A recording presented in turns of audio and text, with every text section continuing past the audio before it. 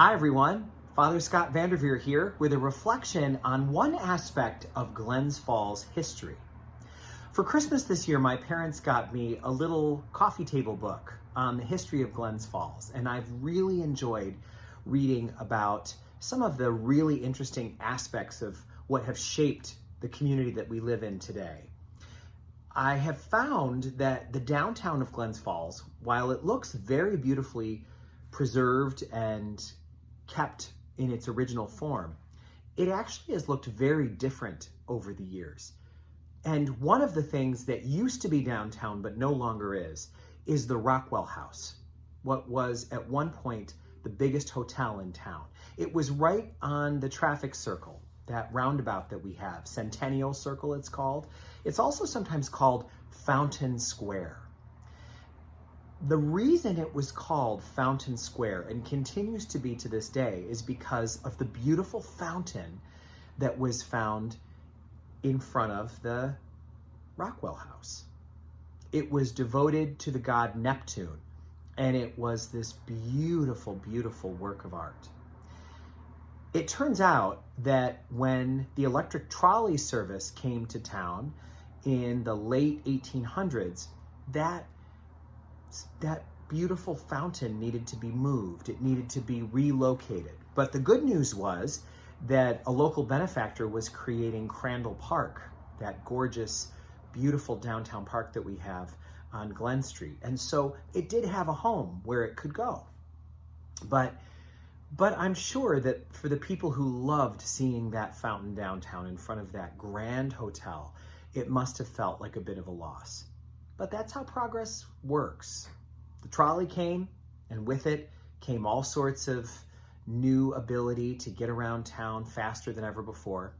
But it came at a cost. There went the fountain. I'm sure that people really enjoyed seeing the fountain in the park, but I found it really interesting to read this in the history book about that fountain and about what it meant for the community that it was a part of. The fountain remained in Crandall Park from 1898 until World War II, when it was removed and the metal was melted down for use in the war effort. Wow, this beautiful fountain was melted down for use in the war effort. It reminds me of some stories that I have heard over the years about mothers who took their most prized jewelry to the pawn shop during hard times so that they could feed their children. Some people would say that to do something like that is a terrible mistake, that you have to do whatever you can to preserve those beautiful heirlooms from times past. The jewelry that's been passed down from one generation to another, the fountain that was a centerpiece in the community. All of those things that help to remind us who we are and where we're from. They must be preserved at all costs. But there are certain things that can cause us to have a temporary adjustment in what we value. It's part of that hierarchy of needs. Something that feels indispensable during normal times suddenly becomes very reasonable during extraordinary times.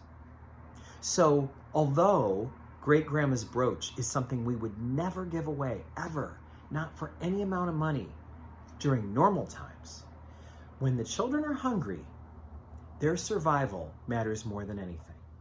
And so grandma's brooch goes to the pawn shop. The Neptune fountain, the centerpiece of the community, the reason it's still to this day called Fountain Square, was melted down so that it could be contributed toward the war effort. When the entire republic is in peril, you do things that you wouldn't do. The reason I bring this up is because we are clearly alive during extraordinary times, which means it is requiring us to bring an extraordinary amount of virtue out of the storeroom within us. And we will be judged by future generations on how well we do that. One thing I'm noticing is that we are tiring far too early for the kind of race that we're in.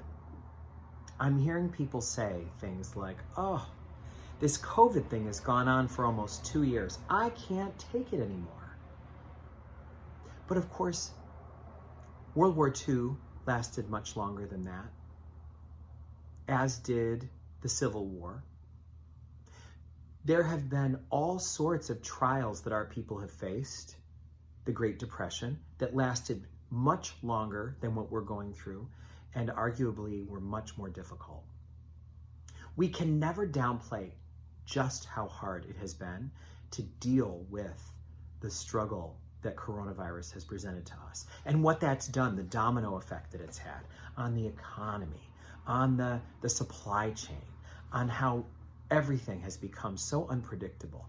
We're hearing about inflation for the first time in 40 years. We thought that was something that we had licked, but we're living during extraordinary times.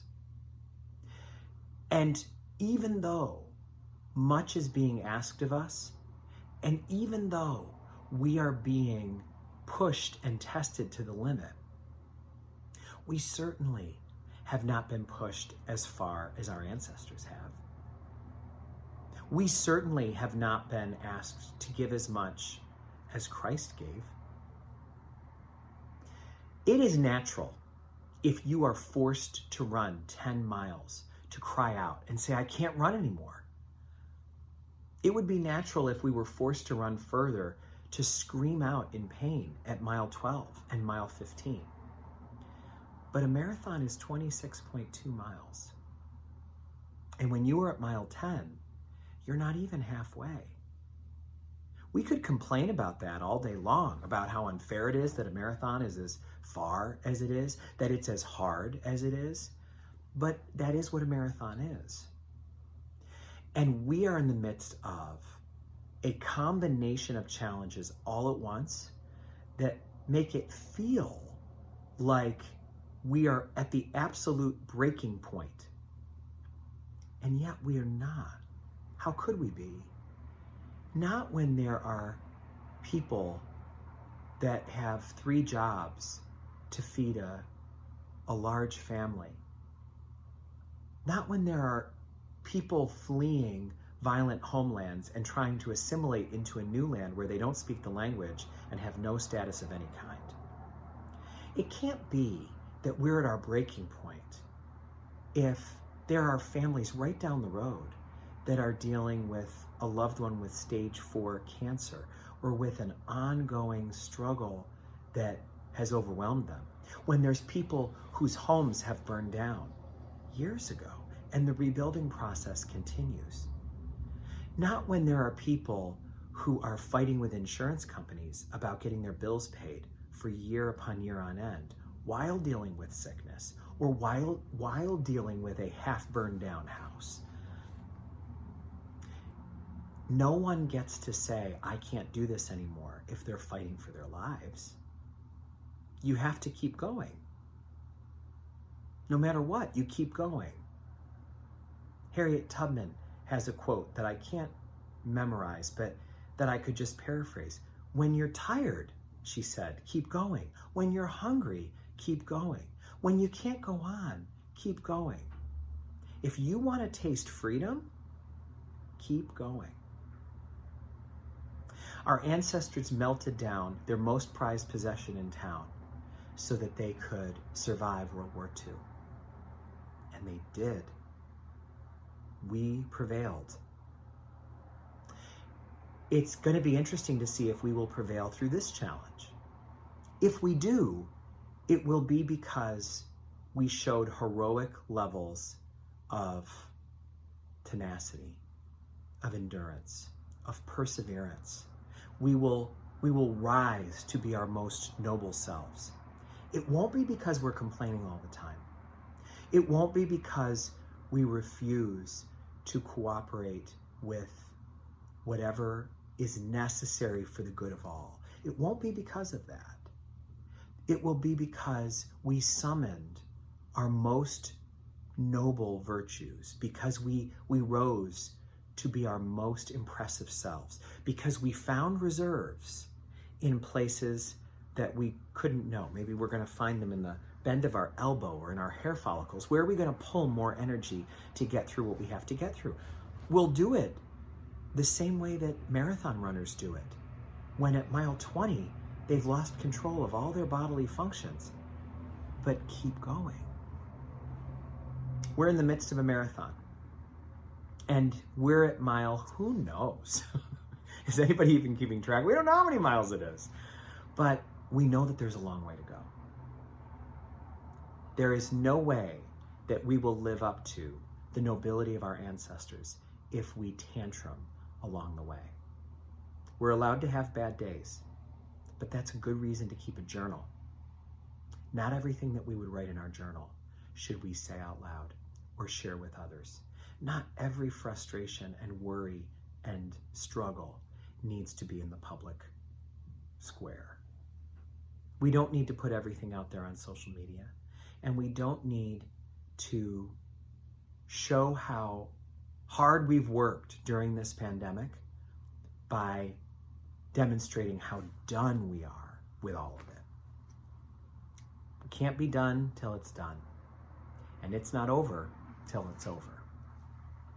Let us summon the strength of our ancestors, those people right here in Glens Falls who pawned some of their most valued possessions to do what they knew needed to be done at the time. May all of us rise to their level of nobility. May God bless you all.